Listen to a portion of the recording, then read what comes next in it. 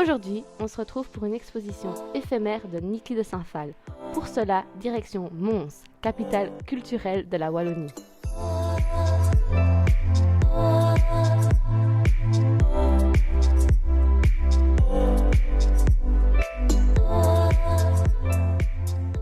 Pour la première partie de l'expo, nous nous arrêtons aux Beaux-Arts de Mons, un grand bâtiment qui accueille de nombreuses expositions tout au long de l'année. L'exposition est répartie sur plusieurs salles qui portent chacune sur un style de peinture ou de sculpture bien différent. Par exemple ici, une pièce qui représente ses premiers tableaux de figures, paysages oniriques ou dragons.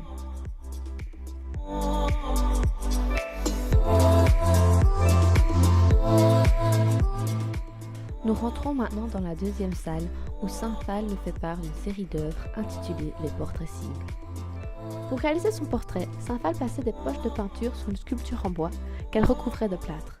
Après, elle demanda à un public de tirer sur son œuvre pour faire saigner ces poches de peinture. Durant l'exposition, nous avons pu tester comment Niki de Saint-Phal créait ses portraits cibles.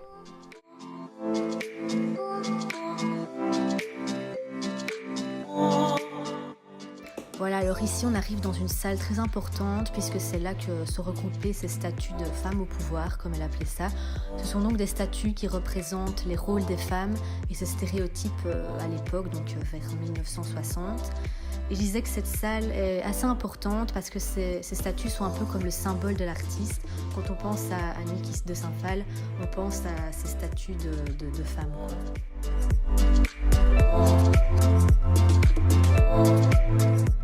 Nous rentrons maintenant dans la quatrième salle où la plupart des projets monumentaux de Niki de Saint-Phal sont exposés.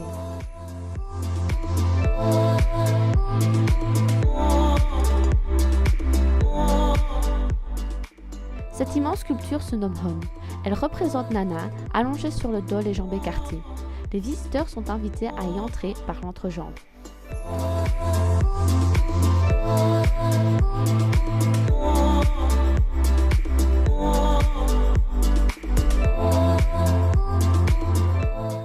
En rentrant dans cette salle, nous pensions regarder des œuvres de Niki de Saint-Phal, mais il s'agissait d'œuvres que des enfants avaient créées et envoyées au musée.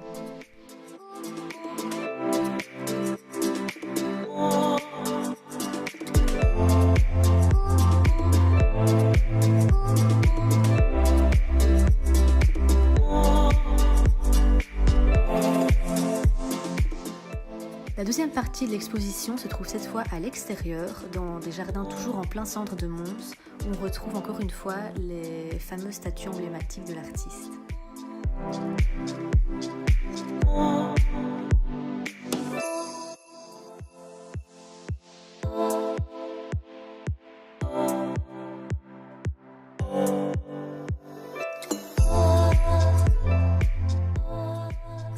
Pour la troisième et dernière partie de l'expo, nous allons au parc du Beffroi pour observer les Kingfish Totems de Niki de Saint-Phal.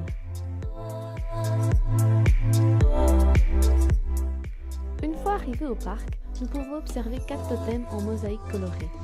Ces totems représentent chacun un esprit. En les créant, Niki de Saint-Phal a essayé de donner une autre vision de l'art spirituel. Donc tout d'abord, vous pouvez retrouver cette exposition si elle vous intéresse. Elle est disponible jusqu'à mi-janvier. Du coup, notre point de vue, moi personnellement, j'ai bien aimé. Je trouvais ça très original. J'ai bien aimé, c'est que y avait des statues à l'extérieur, tout ça. Du coup, c'était agréable. Il n'y avait pas que à l'intérieur. Appris sur Niki de Saint-Phal et on a visité Mons. Et c'était intéressant parce que c'était séparé en quelques salles. Donc c'était tout le temps des choses différentes de voir l'image qu'elle avait des femmes et comment elle les représentait. C'était pas la même chose. Ouais.